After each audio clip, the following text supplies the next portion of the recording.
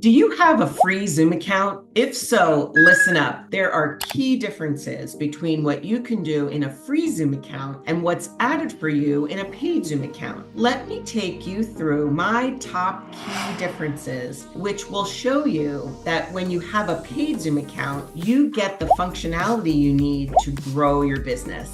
Let's go take a look.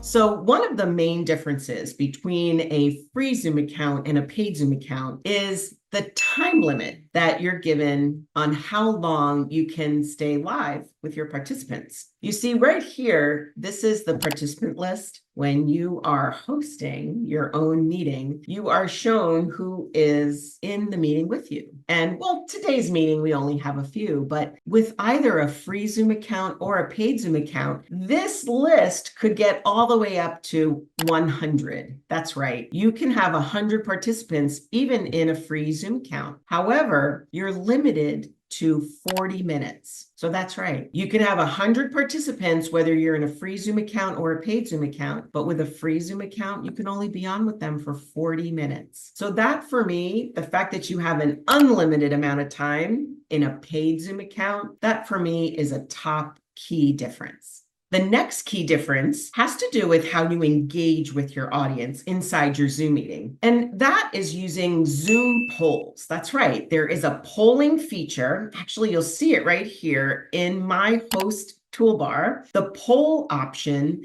is built in, and you only get this functionality when you have a paid Zoom account. And the poll option is set up, can be set up even before your Zoom meeting starts. So it looks something like this. The polls are set up behind the scenes. Actually, you could set it up weeks in advance, and you can even reuse the polls in every Zoom meeting that you conduct. But you only get this feature in a paid account. So if you had a free account, key difference is that you're not able to not only run these polls, get instant real-time feedback from your audience, and then even run a report when the meeting's over.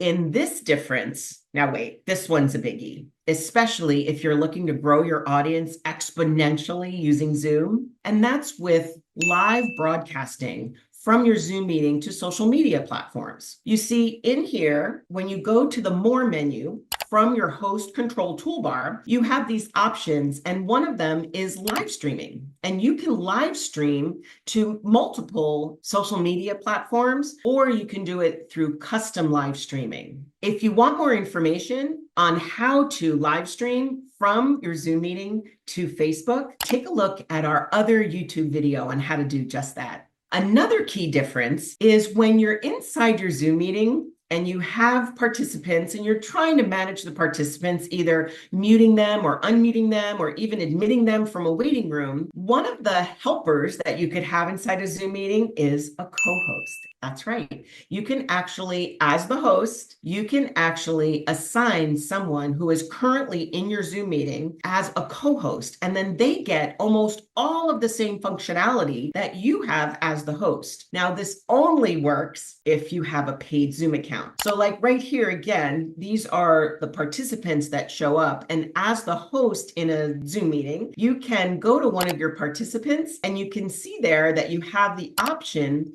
that you can make them a co-host. Now, you only have that capability if you have a paid Zoom account.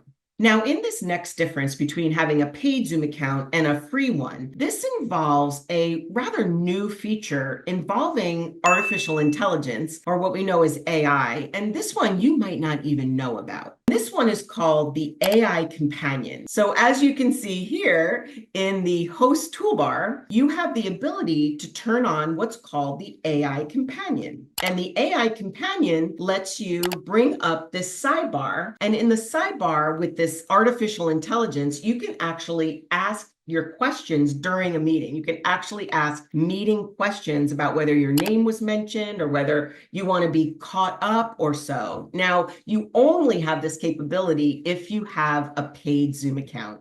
So in addition to this AI companion and the use of artificial intelligence inside your Zoom meeting, what you can also get in a paid Zoom account is a document which is called the meeting summary. And it's a narrative of what took place, what was discussed, and what are the next steps. And that actually gets emailed to you. It even can be emailed to you as well as your participants after the meeting has taken place.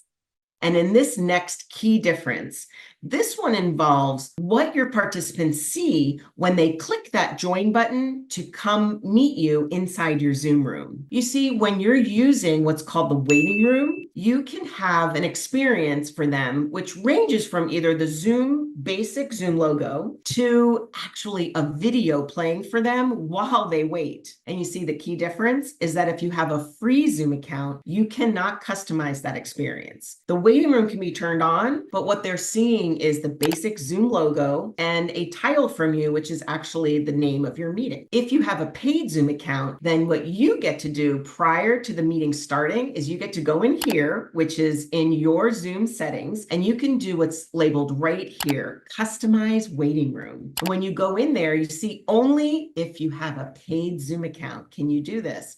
You have the option there on the left to do what's called the default screen. That's what, if you have a free Zoom account, they only see this. But look, with a paid Zoom account, now you've got these other options. You can do a logo, you can do a text or a paragraph indicating what they're about to see when they join you inside your Zoom room. You can have what is really my favorite is a video playing. So you can actually have something like a promo video or an instructional video. Maybe you want to introduce them to your staff or your panelists. You can have this playing in the waiting room before you even admit them. And then finally, if you want to use an image, that's also shown there on the left. Again, a key difference between having a free Zoom account and a paid Zoom account. If you want more information on how to brand your waiting room with video, then check out our other YouTube video here on more information about that.